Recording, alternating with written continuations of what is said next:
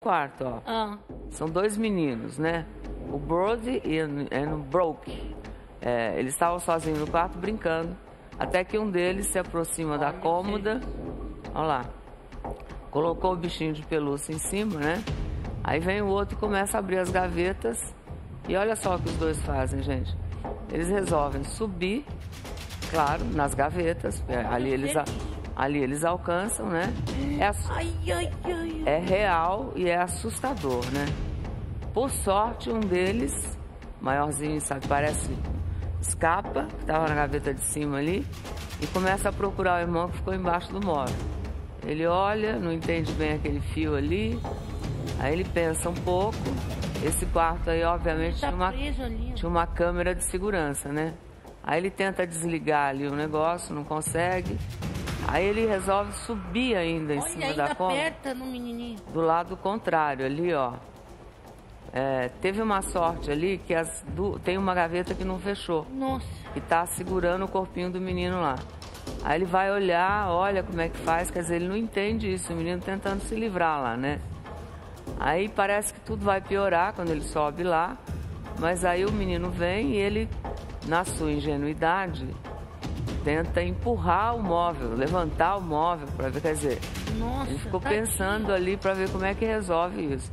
Aí ele fica pensando e resolve tomar uma atitude impressionante. Caramba, ele empurrou o móvel. Aí ele começa a empurrar e consegue finalmente, ó. Olha isso. Dá um desespero, não dá? Nossa. Salvar o irmão. Aí, esse é um caso real. Nossa, que horror. Mas aí o que fazer para prevenir esse tipo de acidente? Pensa bem. Tem algumas medidas simples, baratas, que você mesmo pode fazer em casa. Por exemplo, prender os móveis na parede, como mostra aí esse vídeo, ó. É rapidinho. Você coloca uma presilha na parede e outra presilha no móvel. Tá. Depois prende os dois com um pedaço de cabo de aço ou um arame forte. Né? Aí tem um aparelhinho especial ali que prende, mas você pode prender com um cabinho de aço. É um grampinho. E com a TV, olha lá, ela encosta ali, quer dizer, por mais que eles subam ali, a TV é a mesma coisa, ó.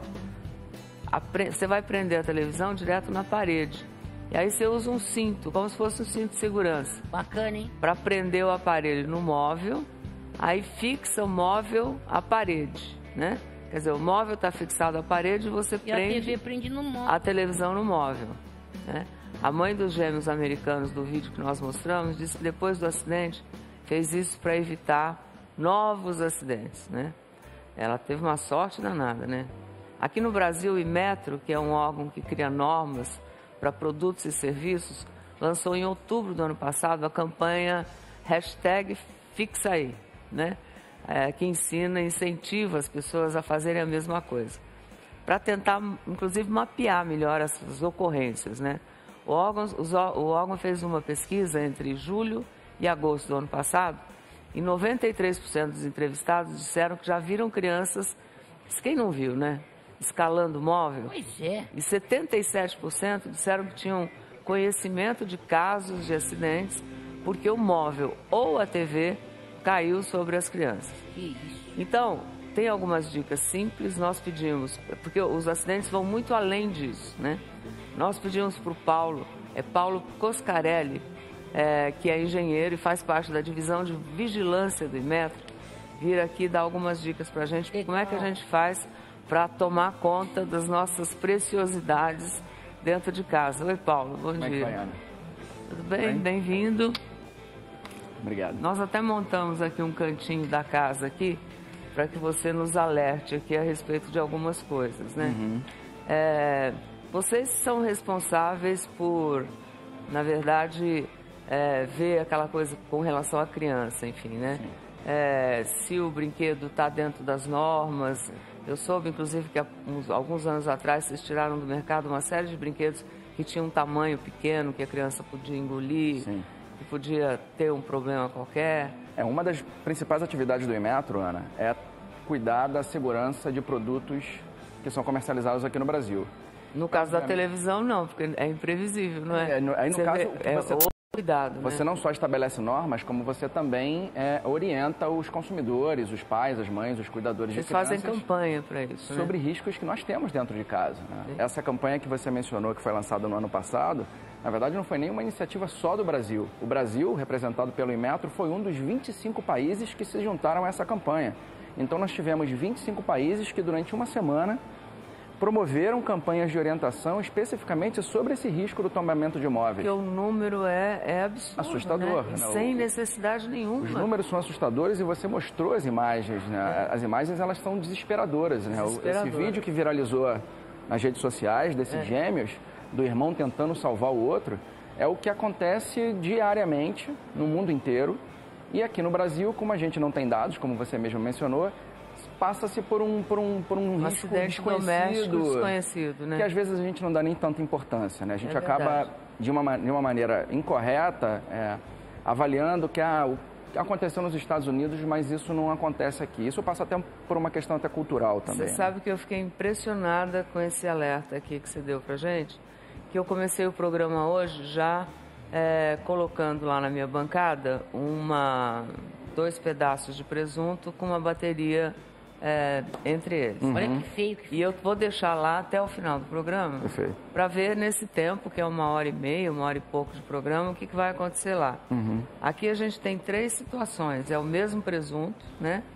E aqui é a mesma bateria. Bateria botão, a chamada bateria botão. Essa aqui está há quanto tempo, Paulo? Na verdade, esse tipo de queimadura, né, Ana? É uma queimadura. É uma queimadura. Esse tipo de queimadura, ela se inicia imediatamente após a ingestão dessas baterias pela criança. Quer dizer, a criança engole uma bateria dessa. E esse tipo de queimadura, que geralmente essas baterias, né, chamadas baterias moeda ou bateria botão, elas, quando a criança engole, ela fica presa na garganta da criança, no esôfago. No esôfago. E essa queimadura, ela começa imediatamente. E aí você junta essa ação imediata da bateria, da queimadura do tecido do esôfago da criança, com a dificuldade do pai ou do cuidador de entender o que foi que aconteceu, com a dificuldade que os profissionais da saúde têm de diagnosticar. Porque às vezes o pai ou quem está cuidando não viu que a criança engoliu a bateria, que é tão pequena, aquilo botou na boca, ela fica com dificuldade, ele entende que tem uma dificuldade, mas não sabe que é uma bateria. E essas baterias estão em uma série de produtos que nós temos dentro de casa. Né? Olha, a gente colocou aqui em vários... Essa aí tá ontem desde as 11 horas. A primeira? As duas. Essas duas? Você pode... todas essas aí foram colocadas às 11 horas da manhã de ontem. 11 horas da manhã de ontem. Porque às vezes é o seguinte, você não tem um serviço médico perto, né? E a gente colocou 3 aqui, olha como vai correndo. E vocês foram até mais rigorosos, né? Porque o tecido de um esôfago não tem essa espessura, né? De 2 presuntos. Não, é fininho. Então, quer dizer, essas queimaduras, elas são... esse tipo de acidente, ele é extremamente letal. Pode romper o esôfago. Nós temos o índice de fatalidade de crianças que ingerem esse tipo de objeto, porque você sabe que criança naquela fase oral, ela coloca na boca absolutamente tudo. Tem um estudo da Universidade de Pádua, na Itália, que aponta que esse tipo de acidente, a ingestão de baterias botão, apesar de não ser o acidente mais frequente em termos de ingestão de objetos estranhos, ele é o mais fatal. Justamente por conta da dificuldade do diagnóstico. Porque às vezes, gente, olha, no país que a gente vive, a gente sabe disso, né? Você vai procurar um médico, né? Aqui é difícil encontrar um local de atendimento, hoje em dia, aberto, né? Aqui no Rio de Janeiro, principalmente. Então, você chega lá e, como o Paulo disse, de repente você chega... Às vezes o equipamento não está funcionando, não é? Porque a gente vê isso todo dia. Demora no atendimento. Demora no atendimento. Dificuldade no diagnóstico, diagnósticos errados. Me traz aquele que eu acabei de colocar lá, que eu vou mostrar para vocês o período, o Paulo mesmo disse, começa a agir imediatamente, né? E também a gente também fica achando que esse tipo de acidente, isso não acontece no país. Nós temos casos... Olha, não nos nossos bancos de dados, mas na imprensa, de acidentes com crianças que ingeriram, colocaram no ouvido, colocaram no nariz. Nós temos um caso de uma criança de 2014 que ficou 15 dias com uma bateria dessa dentro do nariz. Credo. Essa criança teve uma perfuração do septo nasal. Ela vai ter que passar por uma série de cirurgias plásticas para poder fazer essa correção. E a bateria que foi retirada de dentro do nariz da criança, ela estava totalmente corroída, ela estava preta, queimada. Olha, imagina o efeito disso numa criança. Eu acabei de colocar no começo do programa, enquanto a gente conversava aqui, Ó como é que tá aqui já. Ó, faz exatamente 15 minutos. Ó, aqui, ó. Já começou. 15 Ação minutos. imediata. A ação é muito rápida. É muito rápida. É muito rápido isso. Então, quer dizer, o atendimento teria que ser absolutamente urgente, urgentíssimo, não E é? com a dificuldade que tem no diagnóstico, porque quando uma criança chega num posto de saúde apresentando febre, vômito, dor de estômago, o médico ele diagnostica das mais diversas maneiras. Virose, resfriado, Se dengue, ninguém viu, ninguém imagina o que os que a mais criança diversos pode ver. tipos de casos. E esse aqui a gente colocou dentro de um peito de frango, que é mais ou menos o mesmo tecido, né? Imita, né? Olha como corrói, gente. Olha aqui. Esse foi colocado ontem às 3 da tarde. 3 da tarde. Olha aqui, ó. Se fosse num... Olha aqui, que coisa horrível. Quer dizer, já teria furado com certeza. Quer dizer, O efeito disso na saúde de uma uma hora criança. é terrível. Uma hora o efeito colateral ou pode morrer mesmo. E como eu mencionei, a gente tem essas baterias dentro de vários produtos dentro de casa. Agora, como é que eu faço? Eu botei um aqui, por exemplo, aparelho que você falou que é perigoso e tal, né? Quem é que imagina que esse controle da gente aqui, que está em casa, né? A criança primeiro vai conseguir abrir, você deixa lá, né, em cima. Isso é uma coisa mais fácil, né? Um controle remoto desse cai no chão, esse compartimento se abre. E o próprio A criança tem outro acesso. controle também que usa essa bateria botão, né? Imagina que ela não consiga abrir, né? Não, O que você se tem faz então? esses controles, controle remoto de garagem, de portão de garagem, controle remoto de carro, né, de abertura de porta de carro, Tem essas aqui que são lanternas, pequenininhas, balanças hein, gente? digitais. Tem umas bem pequenininhas. Nesse Olha tipo aqui, de ó. controle remoto, É a mesma Ana, coisa, hein? O perigo é o mesmo, hein, gente, nas pequenininhas. nesse tipo de controle remoto nós não temos as baterias botão, mas nós temos as chamadas pilhas palito, né? Que Pode também morrer podem, também. a criança tendo acesso, elas também podem ingerir esse tipo de produto. Pode parecer um pouco exagerado, né? Mas o fato é que a criança, na sua fase oral, ela leva absolutamente tudo à boca. Esse estudo da Universidade de Pádua mostra que foram encontrados os mais diversos tipos de objetos estranhos dentro do estômago das crianças. Agora, ó, É preocupante. ó o que se deve fazer, ó, gente. É uma maneira de você evitar que a criança Uma tenha maneira acesso. que a criança tem acesso aqui é você pegar uma fita isolante, né? Ou prender assim, né? Para Isso, que ela não perfeito. abra. Às vezes põe aqui, ela pode fazer força, mas não vai abrir. Exato. Quando você precisar trocar a bateria, não vai enfeiar o seu aparelho nem nada, mas a criança não vai ter acesso. Quer dizer, quando você precisar trocar, você mesmo tira, você entende, né? E mantém pelo menos uma garantia a mais. A primeira e principal orientação é tirar esses objetos que contêm pilhas e baterias Às vezes do escapa, né, alcance da Paulo? criança. Mas a gente Mas sabe. tá em cima, Eu a tenho um criança bebê de vai 1 ano e buscar meio lá em dentro de cima. casa e a gente sabe o que Cutuca em acontece. tudo, quer dizer, Tempo todo, perigoso. tempo todo. Nós citamos bastante nos vídeos aqui a televisão, né? Dá para prender a TV no REC e aí você prender o REC na parede. Ou dá para prender direto a TV na parede, né? É só a gente usar um ganchinho. Onde estão os ganchinhos? Ah, tá aqui do outro lado. Dá para você fazer coisas mais simples quando não tem aqueles instrumentos mais sofisticados que os americanos têm, né? Aquela coisa de prender porta, sabe? Então você prende isso aqui na parede, né? Põe isso aqui, ou põe isso na parede, isso você encaixa na televisão e prende aqui ou prende no móvel, é isso? O objetivo é você dificultar que a criança consiga escalar o móvel e, com isso, ela derrube o móvel, faça com que o móvel tombe sobre ela, né? A gente está falando de um acidente, Ana, que mata uma criança a cada 15 dias nos Estados Unidos. Como você mencionou, a gente não tem esses dados aqui no Brasil, mas a gente pode estimar ou pode ter uma expectativa de que o que acontece lá acontece aqui. Afinal de contas, os hábitos de consumo podem ser muito semelhantes. Dá uma olhada aqui atrás, ó. Quer dizer, botou na parede aqui, olha, eu não sei como chama isso. É uma tramelazinha, né? Uma tramela. Pitão. Um trinco, um é um pitão. pitão. Aí você põe lá, põe esse aqui, o móvel não vai cair. Ou como está ali do lado do Paulo, mais seguro, né? você pega isso aqui também é um prendedor de um lacre, né? E a gente está falando de dispositivos de fixação que podem ser encontrados em qualquer loja de material de construção de bairro.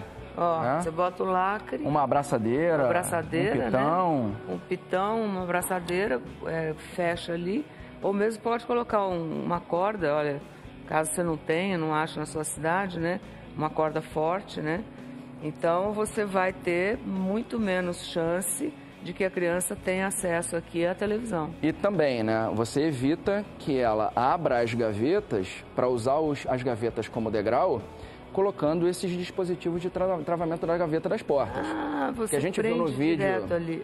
que a gente viu no vídeo dos gêmeos, é que eles abrem as gavetas e usam as gavetas como degrau. Eles escalam o móvel. Como chama isso, se eu for procurar para comprar? Um travamento de gaveta, um dispositivo de travamento de gaveta. Isso é feito próprio para travamento? Sim, sim. Você tem hoje disponível no mercado, nos mais variados preços, Rapaz, diferentes dispositivos, tanto para gaveta quanto para portas. Meu kitzinho com 2 unidades custa R$20. 2 unidades, R$20. Quer dizer, se eu tenho 10 gavetas em casa, tem que fazer em todas, né? Tem que fazer em todas. Não adianta só uma.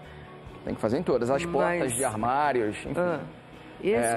Esse também é um outro dispositivo de travamento de gaveta, só que dependendo do design do móvel, né, do projeto do móvel, ele vai servir ou não, né? Deveria também, se o móvel não tivesse esse rebaixo que tem aqui ao lado... entendi. Se for reto... Se ele fosse reto, você poderia também fixar esse dispositivo de travamento na lateral do móvel e na gaveta, impedindo que com isso a criança consiga abrir a gaveta, né? Obviamente, aí o adulto, o cuidador, ele vai destravar esse dispositivo para poder abrir a gaveta. Olha, todo cuidado é pouco. Inclusive, o Paulo fez um outro alerta também, um alerta muito importante, que é com relação às cortinas que a gente tem em casa, né? Tem um monte de gente que tem isso em casa, da mais simples à mais sofisticada, né? E as crianças fazem o quê com isso, Paulo? Na verdade, esse aí é o risco de estrangulamento das crianças, né? Nós temos nos Estados Unidos um caso de criança por mês que morre estrangulada pelos cordões de persianas e cortinas. Ela vai brincar? Ela brinca, né? Geralmente esses cordões, a criança tem acesso a esses cordões. Cautela embaixo. Crianças de 3 a 5 anos de idade, que é a faixa etária onde esses acidentes acontecem com mais frequência. E ao brincar, elas acabam enrolando esses cordões no pescoço. Enfim, um está brincando com o outro, um puxa, o outro enrola. A criança começa a ficar nervosa, ao invés de se soltar, ela consegue se enrolar ainda mais. E quando isso se enrola no pescoço, quando esses cordões se enrolam no pescoço, a criança corre o risco de estrangulamento. O que é dito a respeito desse acidente? A característica desse acidente é um acidente silencioso, é um acidente rápido, porque com 15 segundos a criança perde consciência. Caramba. De 2 a 3 minutos ela morre, asfixiada. Soluções para esse tipo de produto, nos Estados Unidos, mais recentemente, eles baniram. Não é possível mais comercializar persianas e cortinas que tenham esse tipo de laço, né? Porque a preocupação é com o laço que pode ser usado pela criança e que pode se enrolar no pescoço da criança. Então, eles baniram esse tipo de laço. E fizeram o quê? Na verdade, você tem outros dispositivos para você abrir e fechar a persiana. Aqui não está banido, todo mundo tem isso em casa. Você pode encontrar isso dentro de casa. Então, como é que se faz? Soluções possíveis e que não tem nenhum tipo de custo. Ou você corta o laço, para você não ter mais a formação do laço, ou então você dá um nó no seu cordão para deixar esse cordão sem acesso a uma altura que a criança não tem acesso. O que é isso, gente? Olha, além daqueles... Não é o caso aqui, mas enfim, é você deixar ele a uma altura que a criança não tem acesso, justamente para não correr o risco de se enrolar e se estrangular com esse cordão. Você veja a situação.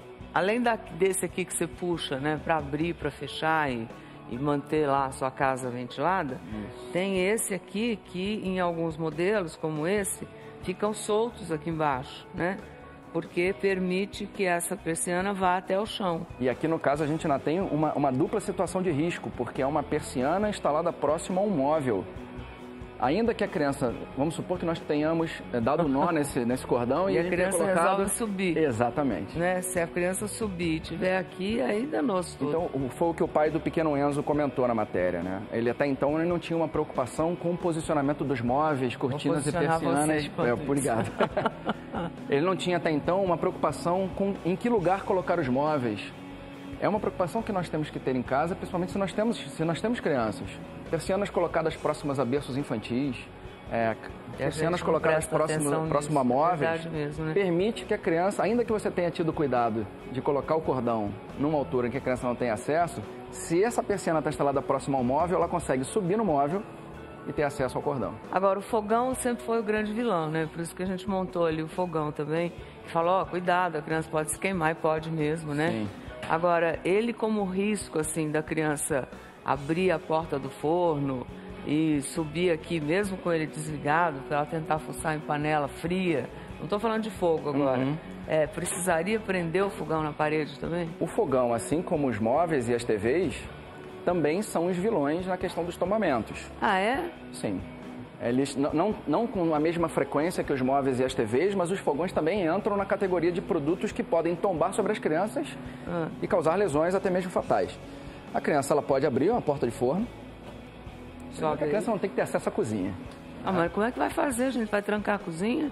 Existem hoje dispositivos para você não dificultar o acesso da criança a determinados cômodos. Paulo, eu diria que isso seria o mundo ideal, né? Mas a gente, na questão da segurança infantil, a gente precisa pensar em todos os cenários possíveis. A gente conhece o Brasil de cabo a rabo, eu diria, assim, e as condições de cada pessoa. Mas o fato da gente alertar... Alertar é importante. Já para esse tipo de risco, desperta uma consciência que talvez nós não tenhamos. Eu como objetivamente, né? Eu vim agora da Amazônia, por exemplo, né? Que assistem a gente lá, né? Ligam o gerador para assistir o nosso programa. Dificilmente tem condição, né, de você ter até uma separação da cozinha para o quarto. Do restante dos cômodos. Do restante dos cômodos. Então, o importante é ter o alerta de falar, olha, vai subir. Né? Ela abre, da mesma maneira que ela abre a gaveta e escala a cômoda, ela abre essa porta de forno, ela pisa na porta do forno para alcançar, ou não necessariamente alcançar algum objeto, ela sobe. Curiosidade. Subir. E ao fazer isso... O fogão que... Não, aqui está preso. O fogão, esse no caso está preso, mas o fogão pode tombar. Aqui a gente ficou preocupado. A criança, vai que a Cris resolve subir aqui, uma criança grande. E você tem até situações mais extremas, né? Porque a criança não simplesmente ela sobe e fica parada. Ela pula, ela se mexe. Ela se impulsiona sobre... E olha como a gente prendeu aqui. Mostra aqui para mim, Cacá. E há uma preocupação também com a fixação dos fogões. A gente colocou um cabo de aço aqui, um arame mesmo. Olha, até um arame serve, gente, né? Põe não sei como chama essa bolinha aqui. Um gancho. Um gancho. E fixa o fogão aqui, ó, na própria maquinária aqui do fogão. Agora, aqueles dispositivos que a gente usou na cômoda, Ana, para fixar a cômoda na parede, não necessariamente são os mesmos que a gente utiliza aqui, porque a gente está falando de um fogão. Não pode ser plástico, não pode ser objeto que... Aqui tem que ser alguma coisa mais de metal. De metal, obrigatoriamente. E a gente tem... o posicionamento do fogão dentro da cozinha vai depender do espaço que a pessoa tem disponível dentro de casa. Sem dúvida. Então, às vezes, você tem fogões que são embutidos, fogões que são encostados em algum tipo, uma parede e tal. Isso vai dificultar o acesso. Mas a gente pode ter situações como essa. Sem dúvida, com o fogão solto. Em que a criança pode ter acesso. Não tenho dúvida nenhuma.